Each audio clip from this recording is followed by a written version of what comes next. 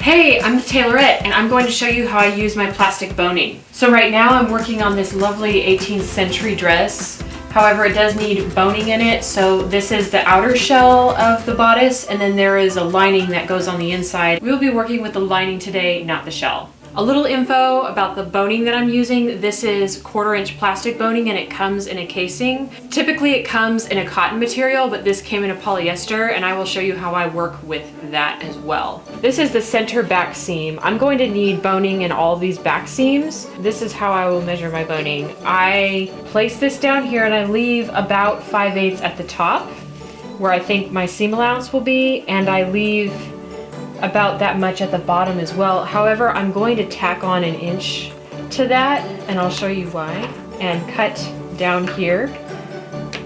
You'll need the iron and a scrap piece of cotton for this next part. So now you know how I tacked on that extra inch at the bottom? Now I'm going to slide away the sleeve and I'm going to clip off about 1 inch of the plastic alone, not the sleeve, just the plastic. And after I clip it, I take it out of the sleeve and I'll clip the curves so it's a nice curved edge so there's not points. So it's not a square on the ends. Slide it right back into the sleeve here. So the reason why I clipped off that extra plastic is because I can fold it over like that when I stitch it onto the bodice, and I'll show you how I do that in a minute. But first, we have this, right? It came off the roll and now it's curved. And that can be frustrating because you don't want curves in your bodices. So now what I do, this is my scrap piece of fabric here, and I'll lay this on top. The iron is on high heat, and I have the steam in there as well. And I'm going to press it almost like I'm melting it. Well, I am melting it because I'm going to reshape it and then move the cloth over. And the reason why I put the cloth over it is because this is a polyester material, and on a high, it will melt the material.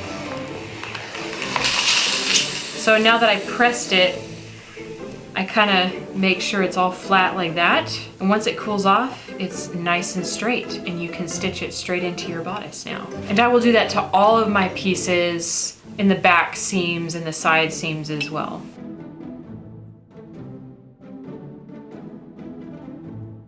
I'll start with the center back seam.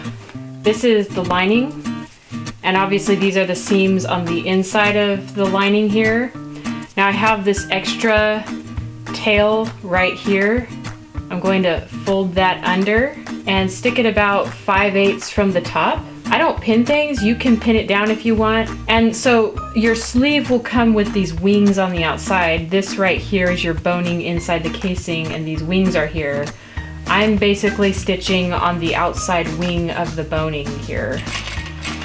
And I do have matching thread with the bodice so that it doesn't show as much.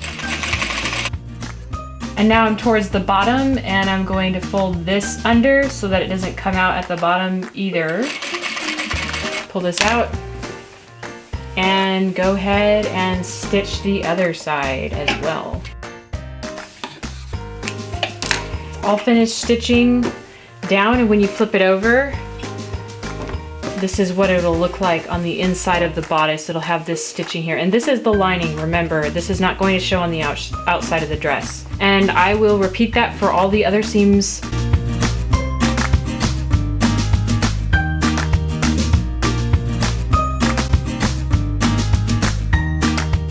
If you don't have a lining to stitch your boning to, there are a few other options so you can hide it so the stitching is not showing on the outside. So one of the other options is if you want your seams to be pressed open, just press them open, and then you're going to essentially just stitch this to one side of the seam allowance like that. You'll stitch it down there. Once you open it up like this, it'll be in there. It'll be flapping around like this. There is the other option. If you don't have to press your seams open but you want the boning in there, you can stitch 3/8 of an inch from this edge. You want to leave a little bit of space so you can fit the boning in there. Stitch all the way down like this. And you'll take your boning out of the casing here and you'll stick it in between there and then your boning will be in there, and then you open it up like this and you don't see any of it on the other side, but the boning is in there. So if we take the outer shell off and put this on, this is what the inside of the bodice will look like, because the shell, it'll sew together like this.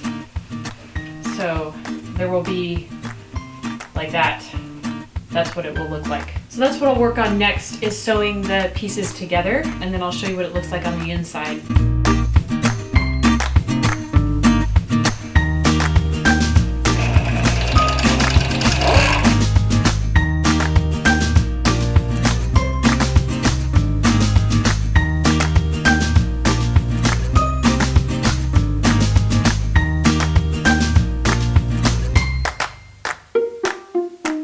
As you can see, the bodice fits the mannequin perfectly, and there are no evidences that I've stitched the boning inside the bodice.